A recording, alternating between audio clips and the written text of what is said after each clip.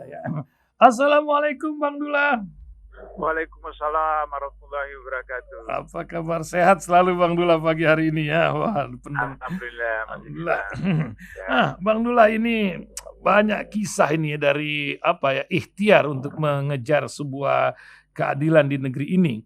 Tapi banyak yang mau saya tanyakan, tapi ini kan musim-musim bencana sekarang nih, air di mana-mana. Kemarin itu di Kalimantan diusir itu pengusaha sawit 20 orang sama gubernurnya. Capek kata nggak ada pengertian. Tapi selain itu juga biasanya yang begini nih langsung tim KPK ini bergerak. Nah, lain lagi tim KPK yang 57 orang ini nampaknya menjadi sebuah cerita lain karena kapan Polri ini akan merekrut. Kabarnya ada perkembangan. Apa Bang Dula dengar cerita tentang klaim rekrutmen Polri atas ex pegawai KPK? Apakah ada kabar terbaru? Mungkin bisa disampaikan Bang Dula cerita tentang komentar alam, kerusakan dan tim 57 orang ini. Silakan Bang Dula. Iya. Yang pertama, kalau kita menjalankan fungsi sebagai seorang dokter, kalau pasien datang, dia kemudian tanya keluhannya, kemudian dia akan menetapkan diagnosis yang benar, maka kemudian pengobatannya yang diberikan, terapi itu juga benar, maka insya Allah sembuh pasien itu. Tapi kalau diagnosisnya salah, maka terapi atau pengobatannya juga salah, maka kemudian bukan hanya tidak sembuh penyakit, pasien itu bahkan bisa mati. Nah, kasus KPK, kita harus diagnosenya apa? Apakah harus TKW, TWK, atau apa? Kalau kita merujuk kepada Undang-Undang KPK yang baru, Undang-Undang nomor 19 2019, itu adalah diagnosis yang salah. Iya. Kenapa diagnosis yang salah? Karena KPK sudah menangkap sekitar 22 gubernur dari 34 gubernur seluruh Indonesia dan menangkap 122 bupati wali kota di seluruh Indonesia dan hampir 200 orang anggota DPR, dan DPRD itu juga sekitar 200-an, sehingga tercatat ada 1.320-an orang. Yang itu mengakibatkan para politisi, para pengusaha itu gelisah. Maka kemudian inilah yang disebut dengan koruptor fight back, perlawanan dari koruptor, menggunakan apa yang sekarang kita kenal dengan oligarki, yaitu dia pengusaha, dia juga pejabat, dia pejabat juga pengusaha, sehingga kemudian dilakukanlah bagaimana memasung KPK dengan melakukan amandemen Undang-Undang KPK, sehingga KPK sudah tidak bisa berbuat banyak lagi seperti hari ini. Nah, itu diagnosenya. Maka terapinya, karena diagnosenya salah, maka terapinya juga salah. Terapinya adalah bahwa menurut mereka, untuk bisa memperbaiki KPK, menyehatkan KPK, 57 orang pegawai KPK itu harus diberhentikan. Itu terapinya. Padahal justru 57 orang ini merupakan backbone atau tulang punggung dari proses pemberantasan korupsi di bidang penindakan. Mereka ini yang tukang tangkap, mereka yang tukang OTT, mereka yang melakukan penyidikan, penuntutan dan sebagainya. Nah, karena terapinya salah, pasti juga kemudian program-program kegiatan yang dilakukan untuk terapi itu juga salah. Salah satunya adalah Polri mengatakan akan mengangkat mereka menjadi ASN. Ini kalau dalam bahasa filsuf, satu kebohongan melahirkan kebohongan yang berantai. Jadi sudah mulai dengan kebohongan mengambil Undang-Undang KPK, melahirkan kebohongan berikut melakukan TWK, kemudian kebohongan berikut lagi, orang yang tidak lulus TWK direkrut jadi ASN. Ini aneh bin ajaib. Kan mereka tidak lulus. Kalau mereka tidak lulus, bagaimana mau jadi ASN di polisi lagi seperti itu? Nah, jadi itu kebohongan melahirkan kebohongan yang terus. Kemudian, di teman-temannya 57 orang ini, mereka mengatakan bahwa belum pernah ada pembicaraan secara resmi, tatap muka, atau surat menyurat dengan pihak Polri. Sehingga demikian akhirnya sekarang Polri kebingungan. Yang saya katakan akan melahirkan kebohongan baru itu karena Polri sekarang harus mencari payung hukum. Payung hukum ya, mau dibikin aturan apa payung dulu. hukumnya yang harus dibuat oleh polisi sehingga ketika direkrut 57 orang ini tidak menimbulkan problem baru. Akhirnya kan kemudian polisi sendiri bingung lagi membicarakan payung hukumnya. Padahal untuk menjadi ASN itu sudah ada undang-undang ASN. Bagaimana proses dilakukan oleh Menpan dengan BKN dan seterusnya itu sudah ada.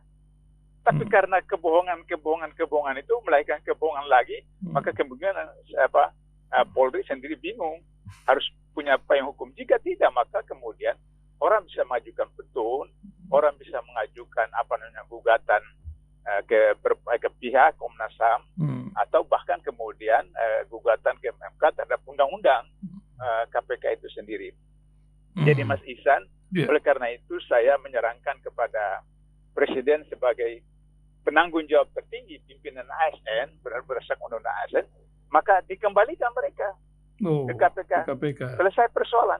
Tidak akan lagi menimbulkan undang-undang baru atau ketentuan baru atau kebijakan baru yang bertentangan dengan proses-proses rekrutmen. Sebab di KPK itu ada yang disebut dengan Peraturan Pemerintah Nomor 63 Tahun 2005 tentang manajemen SDM KPK.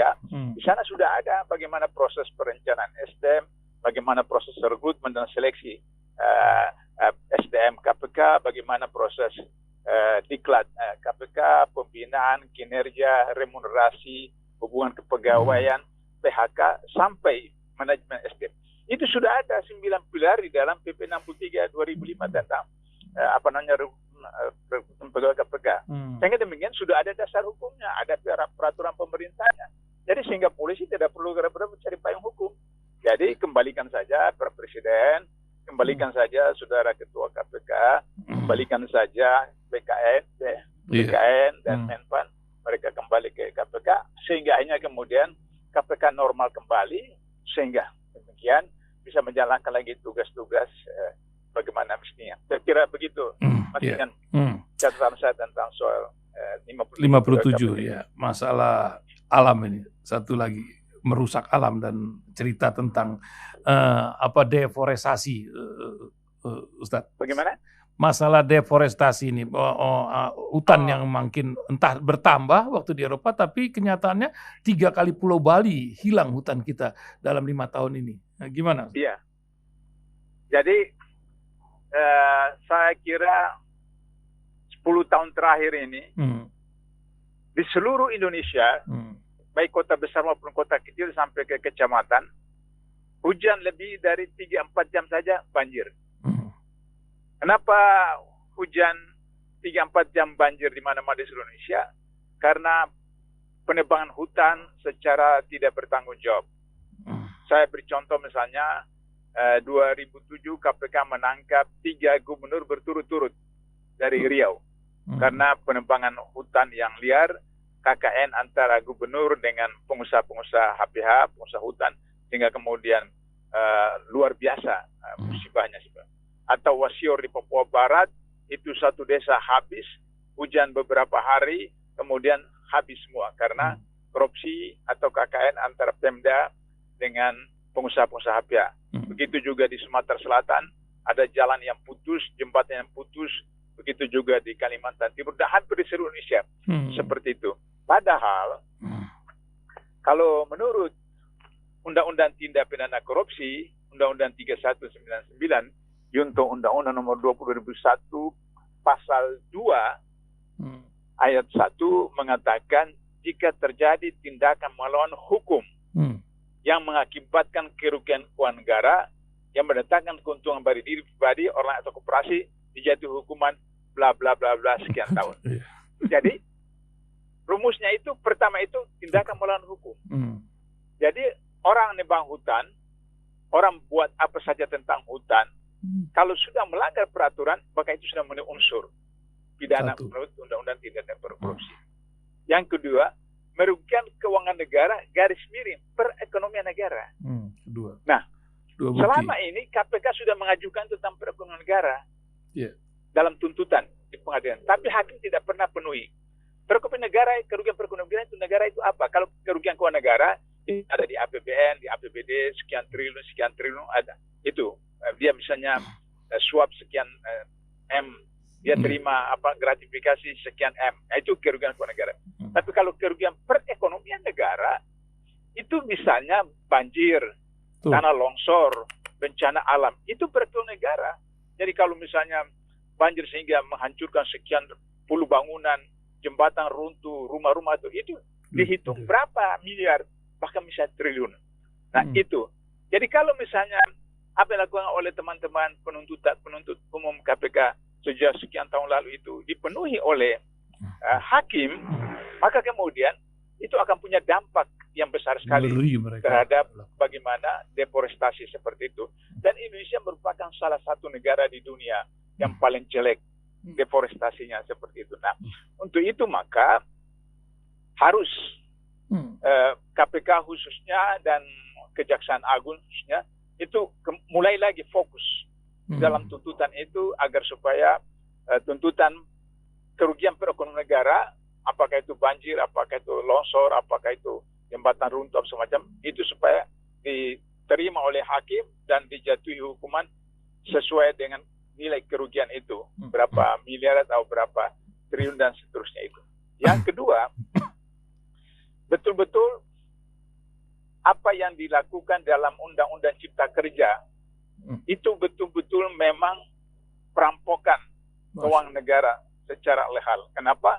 Salah satu butir dalam Undang-Undang Cipta Kerja itu adalah bahwa pembangunan satu proyek maka itu tidak perlu izin lingkungan. Cukup memberitahu. Ini luar biasa bahaya sekali. Mendapatkan izin lingkungan dari tingkat paling rendah, mulai dari kelurahan, kecamatan sampai provinsi, itu saja hari ini kita menyaksikan banjir di mana-mana, kebakaran hutan di mana-mana dan seterusnya. Apalagi kalau membuat suatu proyek tidak perlu izin, cukup memberitahu. Dan ini akan tambah parah apa yang disebut dengan deforestasi seperti itu yang akan terjadi.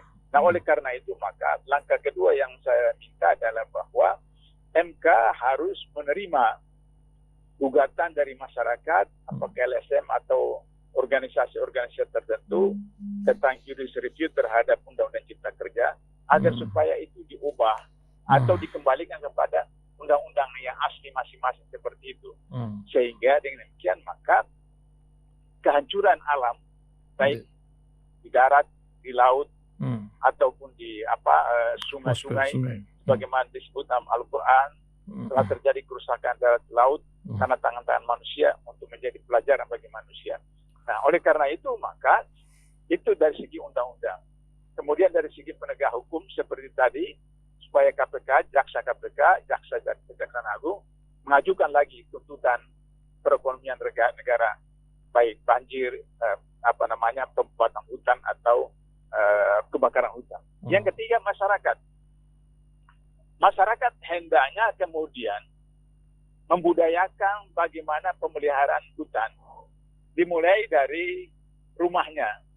Jadi masyarakat itu kalau tanahnya misalnya 200 meter, jangan dia bangun rumah seluruh 200 meter. Mungkin 100 meter atau paling tinggi 150 meter dia bangun bangunan. 50 meter itu jadi tanah kosong. Sehingga kemudian tanah kosong itu dia bisa tanam pohon, dia bisa tanaman apa, fungsinya adalah menyerap air sehingga kemudian tidak banjir, kemudian menciptakan bagaimana oksigen itu bisa cadangan oksigen di tempat itu bisa bagus. Nah, untuk itu maka kemudian Kementerian Lingkungan Hidup itu harus melakukan sosialisasi yang gencar, yang efektif dengan cara bagaimana hari penanam pohon, pekan penanam pohon, bulan penanam pohon, tahun penanam pohon. Jangan dibuat hanya sebagai pencitraan saja, tapi itu kemudian menjadi budaya. Budaya itu harus melalui satu peraturan.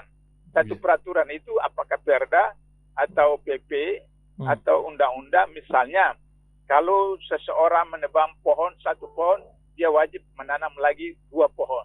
Dia kalau menebang 3 pohon, dia harus menanam 6 pohon. Seperti itu. Sehingga demikian maka terjadilah pemeliharaan hutan dengan baik seperti itu. Nah, sudah itu kemudian bagaimana agar supaya tidak terjadi banjir di kota dan seterusnya, maka sungai-sungai, danau-danau itu harus rutin diawasi. Jadi pendangkalannya dihindari dan seterusnya.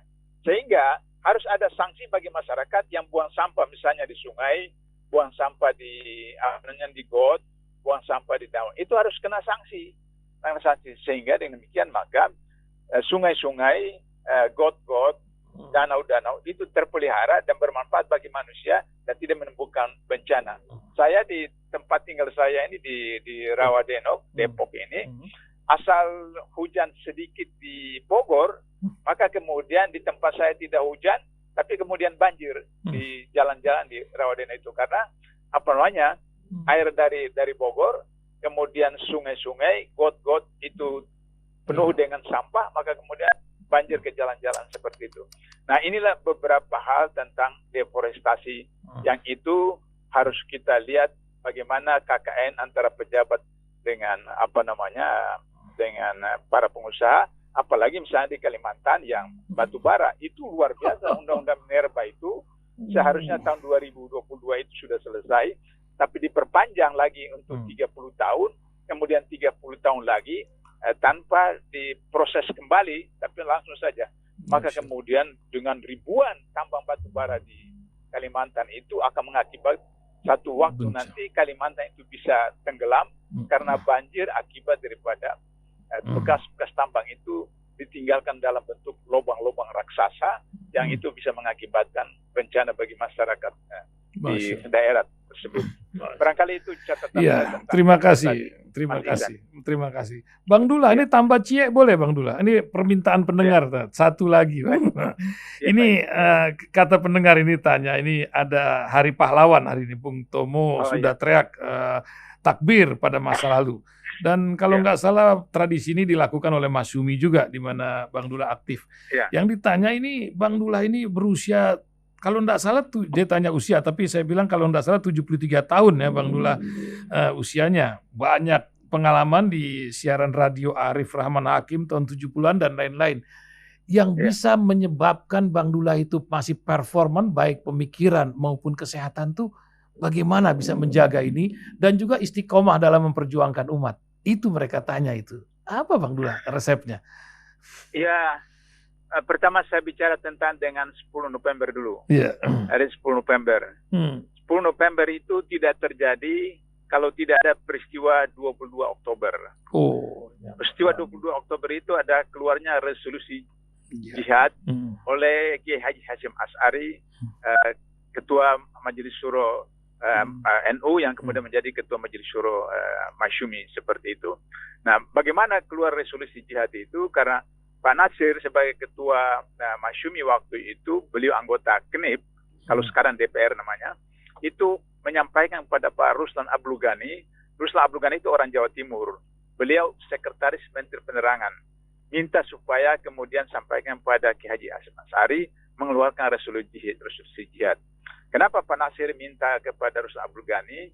Karena Pak Nasir merasa resolusi itu harus oleh seorang kiai yang betul-betul dihormati oleh seluruh umat Islam Indonesia, khususnya NU. Nah, maka kemudian beliau sampai kepada Ruslan Abdul Ghani karena orang Jawa Timur sama-sama muda. Keluarlah resolusi jihad itu yang menyatakan bahwa perlawanan terhadap tentara Inggris yang akan masuk kembali ke Indonesia dengan Belanda memboncenginya itu adalah jihad fisabilillah. Maka kemudian terjadilah peperangan terhadap tentara Inggris sampai jenderal mereka itu mati sebelum 10 November. Nah, baru kemudian 10 November itu terjadi pengeboman oleh tentara-tentara sekutu segala macam. Nah, terjadi pertempuran yang luar biasa. Baru Bung Tomo kemudian melalui radio memberikan semangat luar biasa dengan takbir Allahu Akbar, Allahu Akbar, Allahu Akbar mereka. Nah, maka terjadi peristiwa 10 November itu. Nah, kalau soal saya pribadi itu kan sederhana sekali. Saya orang kampung, bapak saya itu petani, ibu saya orang ibu rumah tangga seperti itu. Jadi sederhana sekali. Misalnya kakek saya itu juga buta huruf, bapak saya juga buta huruf, ibu saya buta huruf. Tapi mereka memahami konsep Islam itu. Kakek saya itu sekali waktu saya masih SD kelas 1 atau kelas 2 itu bawa ke kebun tidak jauh dari rumah kakek. Bawa bibit pohon durian setinggi kurang lebih 30 cm terus ditanam. Saya terus tanya, kakek waktu itu umur hampir 80 tahun. Ini berapa lama tumbuh berbuah? Kata kakek saya, ya sekitar 10 tahun berbuah. Saya terus polos saja, masih anak-anak, saya ingat itu. Kakek waktu itu masih hidup. Kata kakek, kakek tanam ini bukan untuk kakek, tapi buat kamu, seperti itu. Nah, filosofi dari kakek saya itu selalu menjadi dasar pemikiran saya ketika saya di HMI, ketika saya di KPKPN, ketika saya di KPK, bahkan sampai sekarang di Masyumi, itu selalu berpikir jangka panjang. Maka kemudian saya perhatikan bagaimana perjuangan Rasulullah. Perjuangan Rasulullah itu 23 tahun. Baru kemudian sedangkan di Mekah itu 13 tahun. Sehingga lahirlah teori ada program jangka pendek, jangka menengah, jangka panjang. Kata jangka panjang, kata Rasulullah, setiap 100 tahun Allah mengirimkan seorang mujahid untuk melakukan perbaikan. Nah, sehingga begitu maka saya terbiasa dengan pendekatan-pendekatan sistemik dan kemudian ya karena semua itu karena Allah, maka niatan lillahi. Konsisten saja seperti istiqamah. Artinya begini, saya mempelajari beberapa ayat yang sederhana sekali. Kabura maqtan innallahi amtaqulu ma la taf'alun. Murka Allah bagi orang yang mengatakan sesuatu tapi tidak melaksanakannya. Oleh karena itu saya selalu belajar untuk saya tidak menyuruh orang lain kalau saya belum melaksanakannya. Apa saja dalam aspek apa? Dalam aspek ibadah, dalam aspek muamalah, dalam aspek politik.